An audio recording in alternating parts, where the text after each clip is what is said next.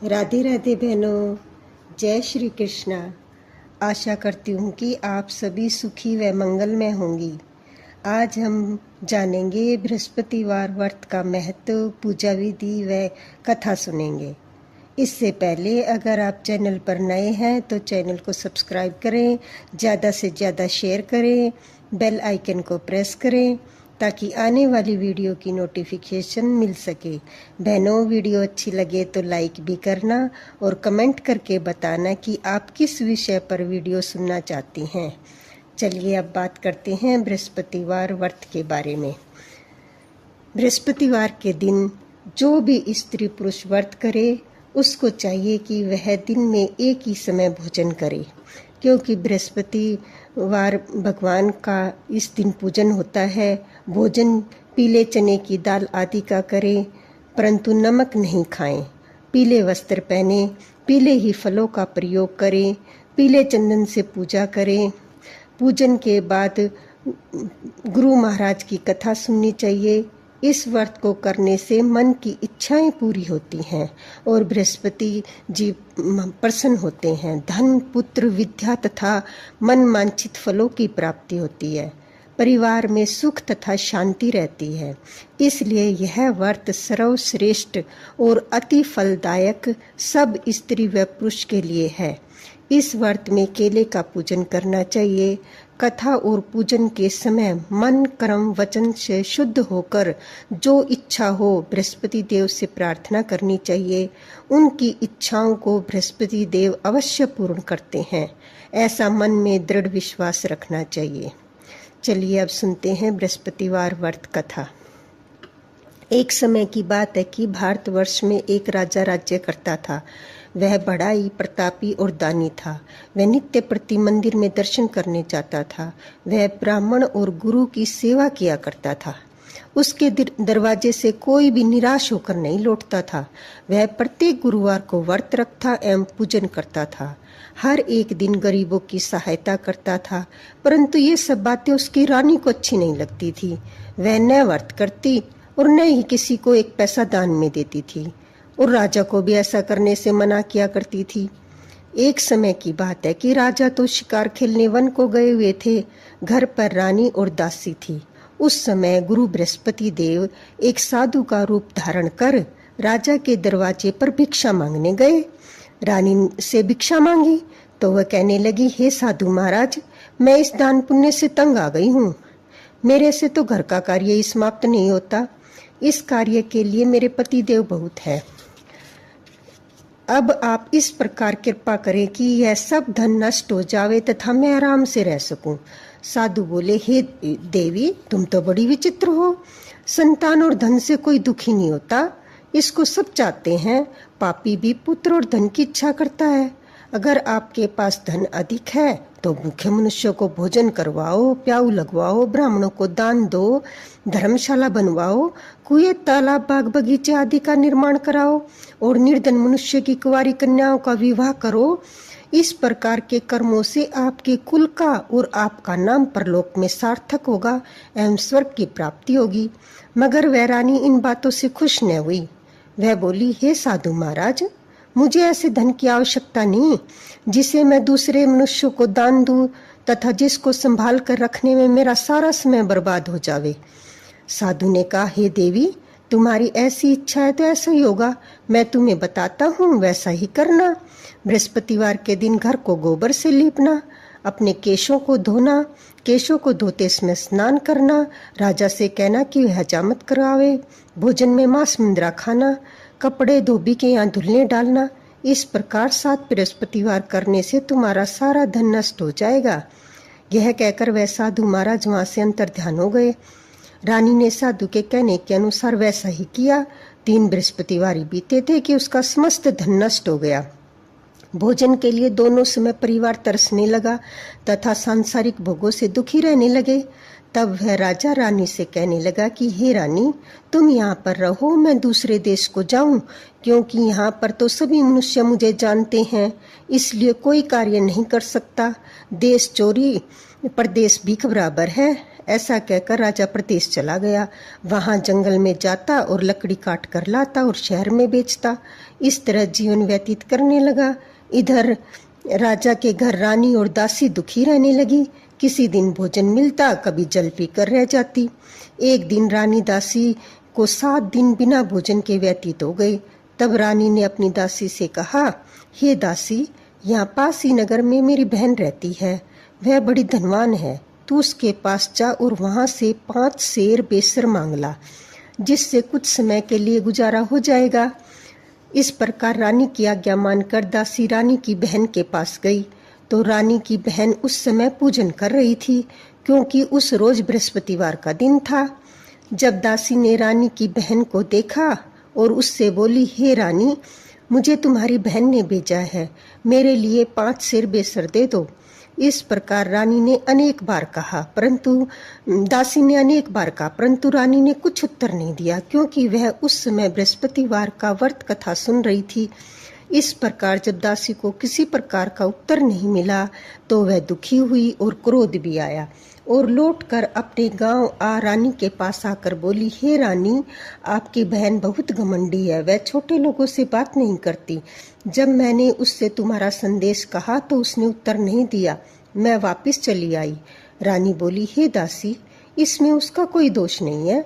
जब बुरे दिन आते हैं तब कोई सहारा नहीं देता। अच्छे बुरे का पता विपत्ति में ही लगता है। जो ईश्वर की इच्छा होगी वही होगा। यह सब हमारे भाग्य का दोष है। इधर उस रानी ने देखा कि मेरी बहन की दासी आई थी, परंतु मैं उससे नहीं बोली, इससे वह बहुत दुखी हुई होगी। यह सोच कथा सुन और विष्णु भगवान का पूजन समाप्त कर वह रानी अपने बहन के घर चल दी। जाकर अपनी बहन से कहने लगी कि हे बहन, जिस समय तुम्हारी दासी मेरे पास गई थी तब मैं बृहस्पतिवार का व्रत कर रही थी, परंतु जब तक कथा होती है तब तक न उठते हैं न बोलते हैं, इसलिए मैं न बोली। कहो दासी क्यों गई थी? रानी बोली, बहन, हमारे घर में अनाज नहीं था। वैसे तुमसे कोई बात छुपी नहीं है, इस कारण मैंने दासी को तुम्हारे पास 5 सेर बेसर लेने के लिए भेजा था।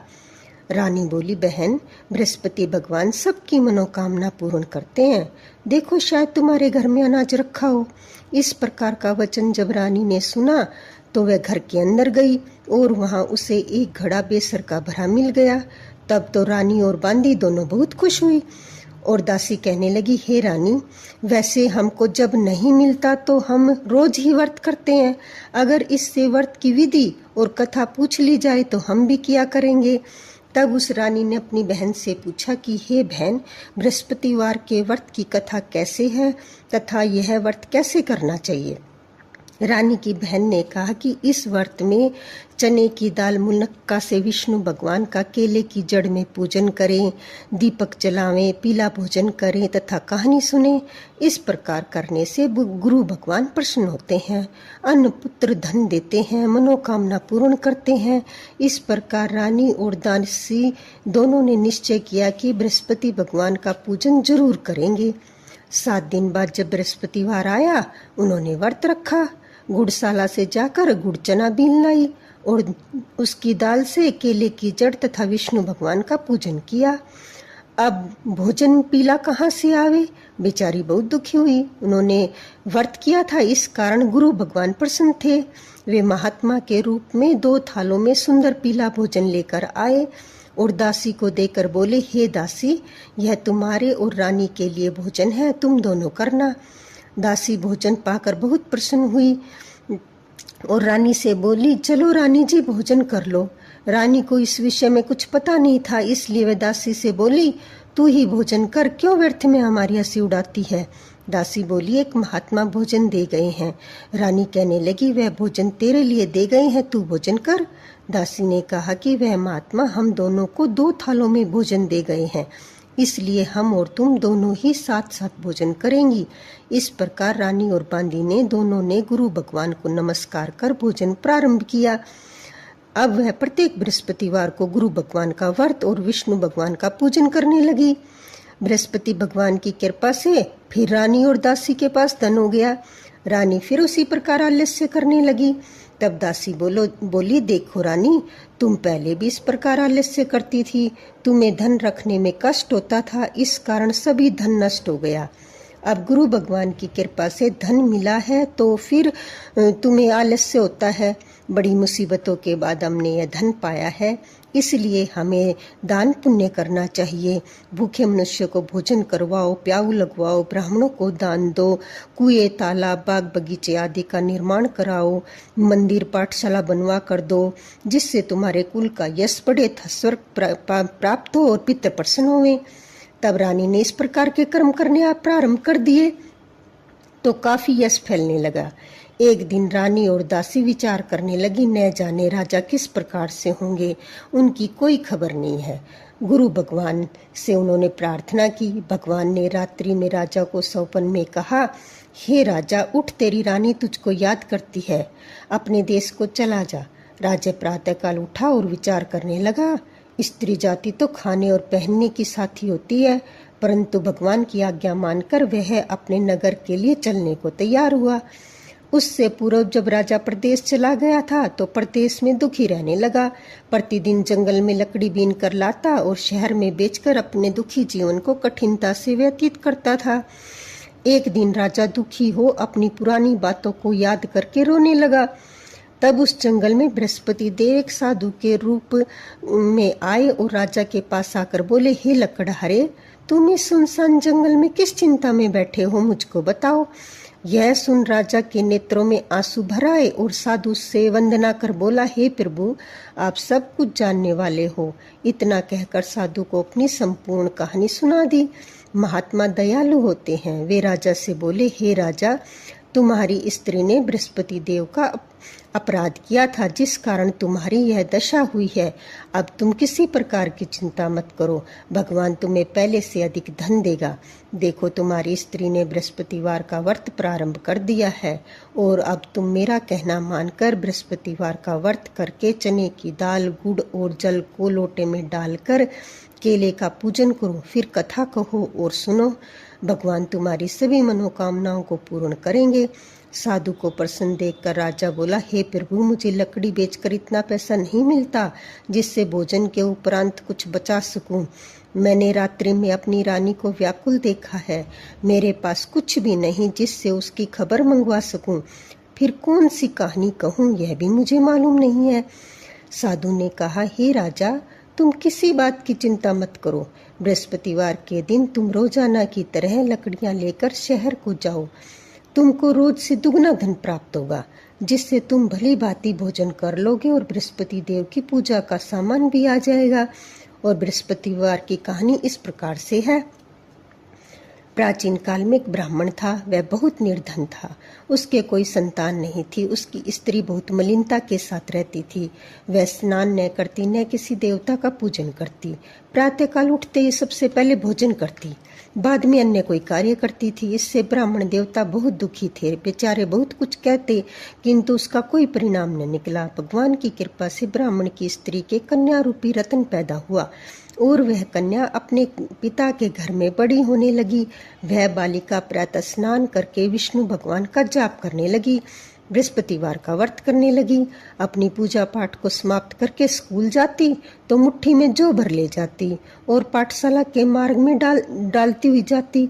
वही जौ स्वर्ण के हो जाते और लौटते समय उनको बीन कर ले आती। एक दिन वह बालिका सूप में उन जौ को फटक कर साफ कर रही थी। उसकी माँ ने देख लिया और कहा कि हे बेटी, सोने के जौ को फटकने के लिए सोने का सूप होना चाहिए। दूसरे दिन गुरुवार था। इस कन्या ने व्रत रखा और बृहस्पति देव से प्रार्थना करके कहा कि हे प्रभु, मैंने आपकी पूजा सच्चे मन से की है, तो मेरे लिए सोने का सूप दे दो। बृहस्पति देव ने उसकी प्रार्थना स्वीकार कर ली। रोजाना की तरह वह कन्या जौ फैलाती हुई जाने लगी। जब लौटकर जौ बीन रही थी तो बृहस्पति देव की कृपा से सोने का सूप मिला। उसे वह घर ले आई और जौ साफ करने लगी, परंतु उसकी माँ का वही ढंग रहा। एक दिन की बात है कि कन्या सोने के सूप को जौ साफ कर रही थी। उस समय उस शहर का राजपुत्र वहां से होकर निकला।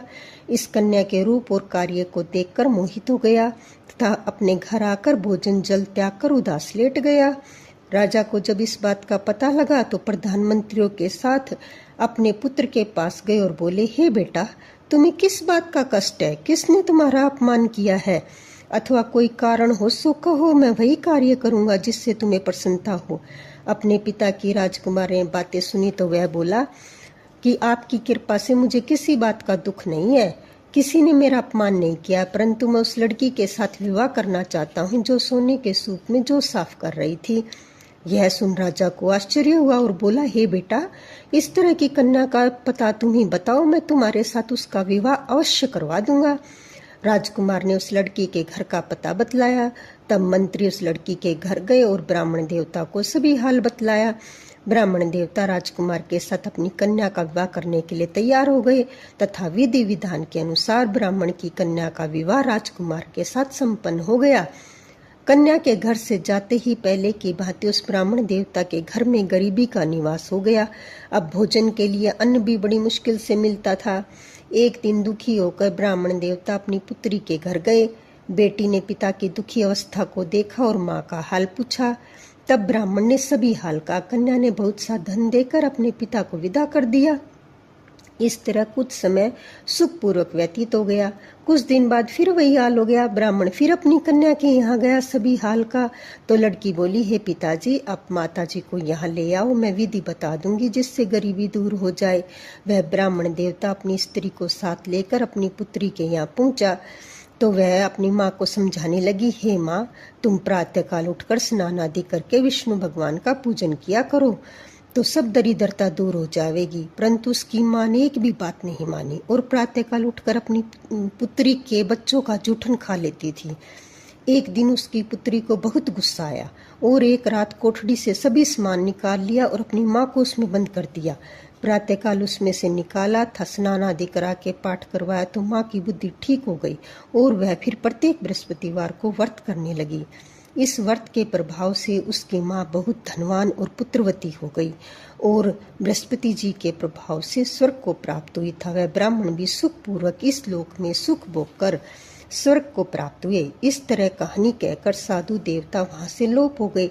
धीरे धीरे समय व्यतीत होने पर फिर बृहस्पतिवार का दिन आया। राजा जंगल में लकड़ी काटकर शहर में बेचने गया। उसे उस दिन और भी अधिक धन मिला। राजा ने गुड़ चना आदि लाकर बृहस्पतिवार का व्रत किया। उस दिन उसके सभी क्लेश दूर हो गए। परंतु जब दूसरा गुरुवार आया तो राजा बृहस्पतिवार का व्रत करना भूल गया। इस कारण बृहस्पति भगवान नाराज हो गए। उस दिन उस नगर के राजा ने विशाल यज्ञ का आयोजन किया था। शहर में यह घोषणा करवा दी कि कोई भी मनुष्य अपने घर भोजन न बनावे, न आग जलावे, समस्त लोग मेरे यहाँ भोजन करने आवे। जो इस आज्ञा को नहीं मानेगा उसे फांसी की सजा दे दी जाएगी। इस तरह की घोषणा संपूर्ण नगर में करवा दी गई। राजा की आज्ञा अनुसार शहर के सभी लोग भोजन करने गए, लेकिन लकड़हारा कुछ देर से पहुंचा, इसलिए राजा उसे अपने साथ लिवा ले गए और ले जाकर भोजन करा रहे थे तो रानी की दृष्टि उस खूंटी पर पड़ी जिस पर उसका हार लटका हुआ था। वह वहां दिखाई नहीं दिया। रानी ने निश्चय किया कि मेरा हार इसी मनुष्य ने चुरा लिया है। उसी समय पुलिस बुलवाकर उसको जेल खाने में डाल दिया। जब राजा जेल खाने में गया तो वह बहुत दुखी होकर विचार करने लगा, न जाने कौन से पूर्व जन्म के कर्म मेरे लिए दुख प्राप्त हुआ है। उसी साधु को याद करने लगा जो जंगल में मिला था। उसी समय तत्काल बृहस्पति देव साधु के रूप में प्रकट हो गए और उसकी दशा को देखकर कहने लगे, अरे मूर्ख, तूने बृहस्पति देवता की कथा नहीं की, इस कारण तुम्हें दुख प्राप्त हुआ है। अब चिंता मत कर, बृहस्पतिवार के दिन जेल खाने के दरवाजे पर 4 पैसे पड़े मिलेंगे, उनसे तू बृहस्पति देव की पूजा करना, तेरे सभी कष्ट दूर हो जाएंगे। बृहस्पतिवार के रोज उसे 4 पैसे मिले। राजा ने कथा कही। उसी रात्रि बृहस्पति देव ने नगर के राजा को सौपन में कहा कि हे राजा, तुमने जिस आदमी को जेल खाने में बंद कर दिया है वह निर्दोष है, वह राजा है, उसे छोड़ देना। रानी का हार उसी खूंटी पर लटका हुआ है। अगर तू ऐसा नहीं करेगा तो मैं तेरे राज्य को नष्ट कर दूंगा। इस तरह रात्रि सौपन को देख जब राजा प्रातःकाल उठा और खूंटी पर हार टंगा देखकर लकड़हारे को बुलाकर क्षमा मांगी, राजा को योग्य सुंदर वस्त्र आभूषण देकर विदा किया। गुरुदेव की आज्ञा अनुसार राजा अपने नगर को चल दिया। राजा जब नगर के निकट पहुंचा तो उसे बड़ा ही आश्चर्य हुआ। नगर में पहले से अधिक कुएं, तालाब, बाग बगीचे आदि बने हुए थे। राजा ने पूछा कि यह सब किसके हैं? तब नगर के सब लोग कहने लगे, यह सब रानी और बांदी के हैं। तो राजा को आश्चर्य हुआ और गुस्सा भी आया। तब रानी ने यह खबर सुनी कि राजा आ रहे हैं तो उसने बांदी से कहा कि हे दासी, देख राजा हमको कितनी बुरी हालत में छोड़ गए थे। वह हमारी ऐसी हालत देखकर लौट न जाएं, इसलिए तू दरवाजे पर खड़ी हो जा। आज्ञा अनुसार दासी दरवाजे पर खड़ी हो गई और राजा आए तो उसे अपने साथ ले आई। तब राजा ने क्रोध करके अपनी तलवार निकाली और पूछने लगे, बताओ यह धन तुम्हें कैसे प्राप्त हुआ है? तब उन्होंने कहा कि हमें यह धन बृहस्पति देव के व्रत के प्रभाव से प्राप्त हुआ है। राजा ने निश्चय किया कि 7 रोज बाद तो सभी बृहस्पति देव का पूजन करते हैं, परंतु मैं रोजाना दिन में 3 बार कहानी कहा करूंगा और रोज व्रत किया करूंगा। अब हर समय राजा के दुपट्टे में चने की दाल बंधी रहती था, दिन में 3 बार कहानी कहता। एक रोज राजा ने विचार किया, चलो अपनी बहन के यहाँ हो आवे। इस तरह निश्चय कर राजा घोड़े पर सवार होकर अपनी बहन के घर जाने लगा। मार्ग में उसने देखा कि कुछ आदमी मुर्दे को लिए जा रहे हैं। उन्हें रोककर राजा कहने लगा, अरे भाइयों, मुझसे बृहस्पतिवार की कथा सुन लो। वे बोले, हमारा तो आदमी मर गया है, इसको कथा की पड़ी है। परंतु कुछ आदमी बोले, अच्छा सुना दो। राजा ने दाल निकाली और कथा करने लगा। जब कथा आधी हुई तो मुर्दा हिलने लगा। जब समाप्त हुई तो राम राम करके वह मनुष्य खड़ा हो गया। आगे मार्ग में एक किसान खेत में हल चला रहा था। राजा ने उसे देखा और बोला, अरे भाई, मेरी बृहस्पतिवार की कथा सुन ले। किसान बोला, जब तक तेरी कथा सुनूंगा तब तक 4 हइया जोत लूंगा। जा अपनी कथा किसी और को सुनाना। इस तरह राजा आगे चलने लगा। राजा के हटते ही बैल पछाड़ खाकर गिर गए और उसके पेट में जोर से दर्द होने लगा। उसी समय उसकी माँ रोटी लेकर आई। जब उसने देखा, उसने अपने पुत्र से सब हाल पूछा। बेटे ने सभी हाल कह दिया। तो बुढ़िया दौड़ी दौड़ी घुड़सवार के पास गई और बोली, मैं तेरी कथा सुनूंगी, तू अपनी कथा मेरे खेत पर चलकर कहना। राजा ने बुढ़िया के खेत पर जाकर कथा कही, जिसके सुनते ही बैल खड़े हो गए और किसान के पेट का दर्द बंद हो गया। राजा अपनी बहन के घर पहुंचा। बहन ने भाई की खूब मेहमानी की। दूसरे रोज प्रातःकाल जागा तो वह देखने लगा कि सब लोग भोजन कर रहे हैं। राजा ने अपनी बहन से कहा, ऐसा कोई मनुष्य है जिसने भोजन न किया हो और मेरे बृहस्पतिवार की कथा सुन ले? बहन बोली, हे भैया, यह देश ऐसा ही है। यहाँ पर लोग पहले भोजन करते हैं, बाद में अन्य कोई कार्य करते हैं। अगर पड़ोस में हो तो देख आऊं। ऐसा कहकर वह देखने चली गई, परंतु उसे कोई व्यक्ति नहीं मिला जिसने भोजन न किया हो। अतः वह एक कुम्हार के घर गई जिसका लड़का बीमार था। उसे मालूम हुआ कि उसके यहाँ 3 रोज से किसी ने भोजन नहीं किया है। रानी ने अपने भाई की कथा सुनने के लिए कुम्हार से कहा। वह तैयार हो गया। राजा ने जाकर बृहस्पतिवार की कथा कही, जिससे सुनकर उनका लड़का ठीक हो गया। अब तो राजा की प्रशंसा होने लगी। एक दिन राजा अपनी बहन से कहा कि हम अपने घर को जाएंगे, तुम भी तैयार हो जाओ। राजा की बहन ने अपनी सास से पूछा। सास बोली, हाँ चली जा, परंतु अपने लड़कों को मत लेके जाना, क्योंकि तेरे भाई के कोई संतान नहीं है। बहन ने अपने भैया से कहा। भैया बोल कि हे भैया, मैं तो चलूंगी पर कोई बालक नहीं जाएगा। राजा बोला, जब कोई बालक नहीं जाएगा तो तुम क्या करोगी? बहुत दुखी मन से राजा अपने नगर को लौट आया।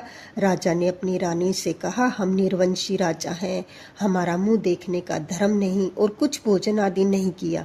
रानी बोली, हे राजन, बृहस्पति देव ने हमें सब कुछ दिया है तो हमें संतान भी अवश्य देंगे।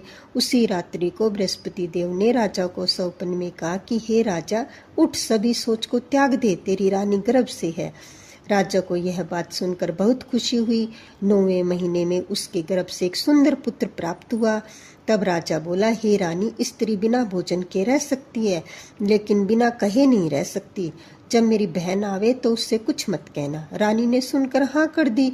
जब राजा की बहन ने यह शुभ समाचार सुना तो वह खुश हुई और बधाई लेकर अपने भाई के यहाँ आई। तब रानी ने कहा, घोड़ा चढ़कर तो आई नहीं, गधा चढ़ी आई। राजा की बहन बोली, भाभी, मैं इस प्रकार न कहती तो तुम्हें औलाद कैसे मिलती? बृहस्पति देव ऐसे ही हैं, जिसके मन में जैसी मनोकामनाएं होती हैं सभी को पूर्ण करते हैं। जो सद्भावना पूर्वक बृहस्पतिवार का व्रत करता है एवं कथा पढ़ता है, सुनता है, दूसरों को सुनाता है, बृहस्पति देव उसकी सभी मनोकामना पूर्ण करते हैं। बृहस्पति देव सबकी सदैव रक्षा करते हैं। संसार में सच्ची भावना और श्रद्धा से भगवान जी का पूजन व व्रत करते हैं, उसकी सभी मनोकामनाएं पूर्ण होती है। जैसी सच्ची भावना से राजा और रानी ने इस कथा का गुणगान किया तो उनकी सभी इच्छाएं बृहस्पति देव जी ने पूर्ण की थी। इसलिए सबको कथा सुनने के बाद प्रसाद लेकर जाना चाहिए। हृदय में मनन करते हुए जयकारा बोलना चाहिए। बोलो बृहस्पति देव की जय, विष्णु भगवान की जय। कथा समाप्त होने पर बृहस्पति देव जी की आरती करें। बोलो बृहस्पति देव की जय। राधे राधे।